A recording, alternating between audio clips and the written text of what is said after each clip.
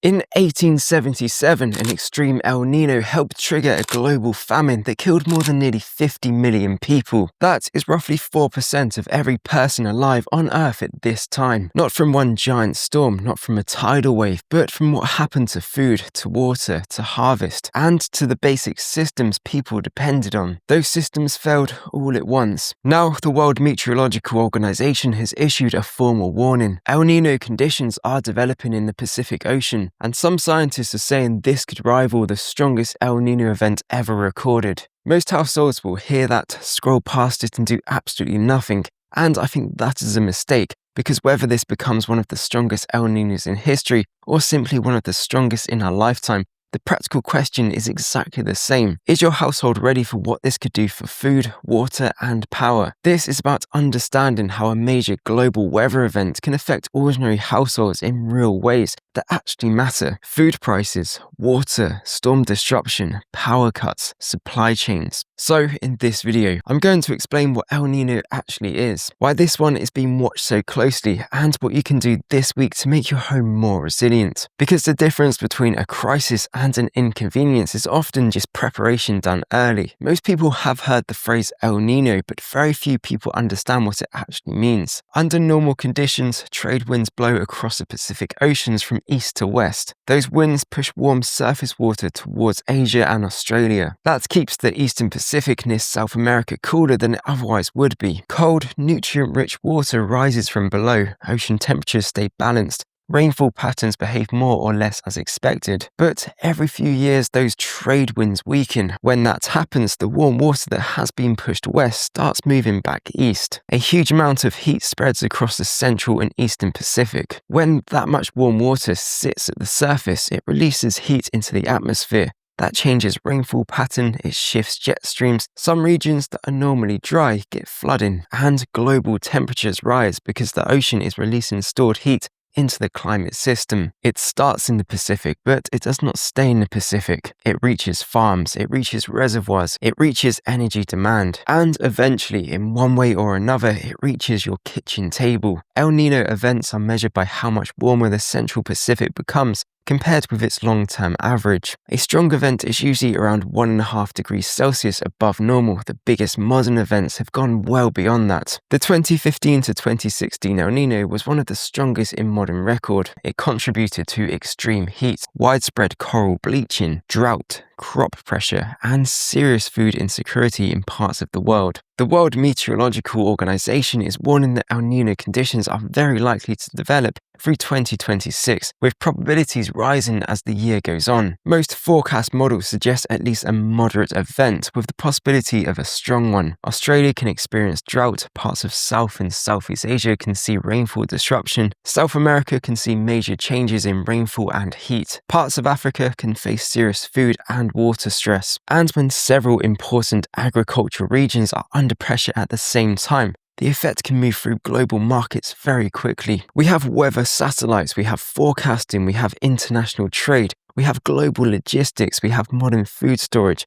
But what we also have is a world that depends heavily on complex systems working properly. And complex systems are very good at hiding weakness until stress arrives. I look at it and think this is exactly the sort of thing a sensible household should prepare for early. The first place most households are likely to feel this is food, not because the shelves are going to magically empty overnight, but because British supermarkets are connected to global food systems. Rice, wheat, cooking oils, animal fats, fertilizer, fuel, shipping costs. All of it is connected, and when weather disruption hits several food production regions at once, prices move. That is not theory, we've seen it before. El Niño events have contributed to food price pressure in the past because drought, heat, and flooding can all reduce harvests at the same time. And if food systems are already under pressure from fuel costs, fertilizer costs, war, shipping, disruption, or inflation, then a major climate event does not need to destroy everything to cause problems. It only needs to add pressure to a system that is already stretched. This is exactly why I've built the UK Crisis Readiness System course. I give a normal household with confusion and anxiety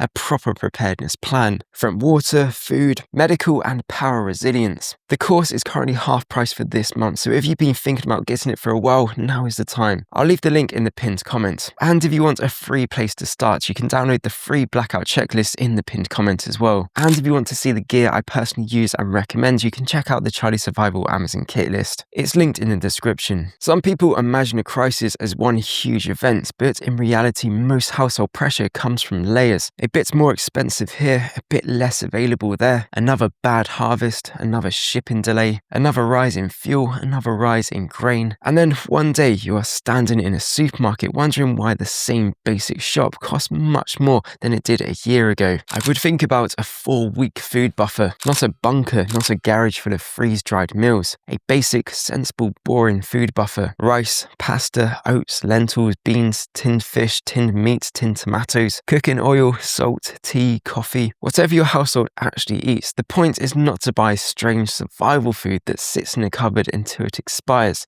The point is to build a rotating pantry so you're buying tomorrow's food at today's price. An unprepared household buys food only when it needs to. A prepared household quietly stays ahead of the curve. And when prices rise or shelves get patchy or everyone suddenly starts paying attention, you're not reacting to the crowd. Also, no water is the one most British households completely underestimate. We live in a country where it rains a lot, so people assume water is not a problem. But rainfall and household water resilience are not the same thing.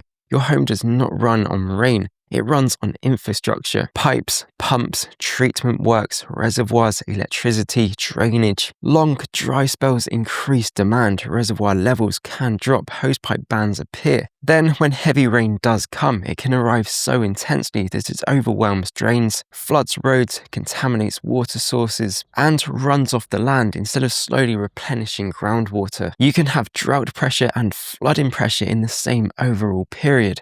And most homes have no plan for either. Ask yourself honestly, if your taps stopped working for 3 days, what would you actually do? How much drinking water is in your house right now? For a lot of people, the answer is a few bottles, a cheap filter jug, and whatever is sitting in the kettle. Store at least 10 litres of water per person. This gives you a basic buffer for drinking and essential use. If you can store more, store more. Rotate it every few months so it stays fresh. Keep it somewhere accessible. Then, if you want to go further, get a proper gravity-fed water filter or a water purifier. But be sensible with this. I made a whole video about water purifiers and filters on the channel if you want to see it. And as mentioned in that video, water filters do not magically make every water source safe. You still need to understand what your filter can and cannot remove. Chemicals, salt water, fuel contaminants, agriculture runoff, those are different problems. But for safe freshwater sources like collected rainwater, water butt water, or carefully chosen river water, a good filter gives you options. The third area is power. People start thinking about huge petrol generators, off-grid cabins, solar arrays, and complicated setups. But for most homes, the first step is much simpler. Can you charge your phone? Can you heat food? Can you make a hot drink? Can you stay informed? Can you keep calm? Strong El Niño events can influence weather patterns around the world, and for the UK, the relationship is not always simple or direct. But we already know our infrastructure is vulnerable to storms, flooding, high winds, local power cuts, and winter disruption. You do not need to predict the exact weather 6 months from now to prepare for that. You need to recognize that power disruption is normal enough to plan for. A decent power bank, a way to charge it, a few reliable torches, spare batteries, a wind-up battery radio if you want to be extra sensible, a safe way to cook or boil water without mains electricity. Because when the lights go out even for a few hours, a house changes very quickly. People get anxious, phones start dying, the Wi-Fi goes down, the fridge becomes a concern. You realize how much of modern life depends on invisible systems working perfectly. Not to live in fear of those systems failing, but to be calm when they do. 3 steps. Step 1. Build your food buffer. Aim for 4 weeks of normal food your household already eats. Do not make it complicated. Do not buy random survival food because someone online scared you into it. Buy boring staples. Rotate them, use them, replace them. Step 2. Store your water. Start with 10 litres per person stored at home, more if you can. Then add a proper filter your budget allows. A dark house is uncomfortable. A house without water feels vulnerable very quickly. Step 3. Sort short-term power. You do not need to power your whole life. You need to power the essentials. Phone, light, information, basic cooking, warm drinks. That is enough to turn a short disruption from frightening into manageable. You're not trying to control the world. You're not trying to predict every possible outcome. You're not trying to become immune to every crisis. You're simply trying to make your household harder to shake. Those 3 things cover a huge percentage of the problems ordinary people actually face. And if you have them covered before everyone else starts paying attention, you are in a very different position. El Niño might sound like something happening far away in the Pacific Ocean, but the modern world is connected. Weather affects harvests, harvests affect food prices affect families, storms affect infrastructure affects homes. And your home is part of that chain, whether you think about it or not. Most people only prepare after the pressure arrives. They wait until the shelves look different. They wait until the news tells them to care. They wait until the weather warning is already on their phone. But by that point, everyone is thinking the same thing at the same time.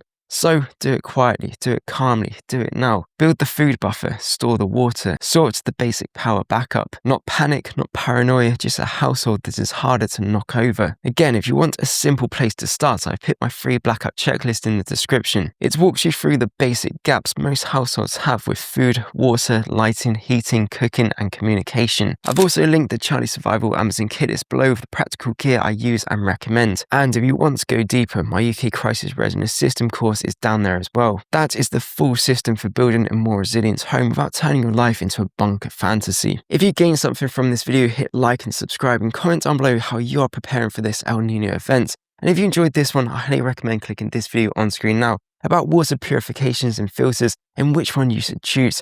Click it and I'll see you over there.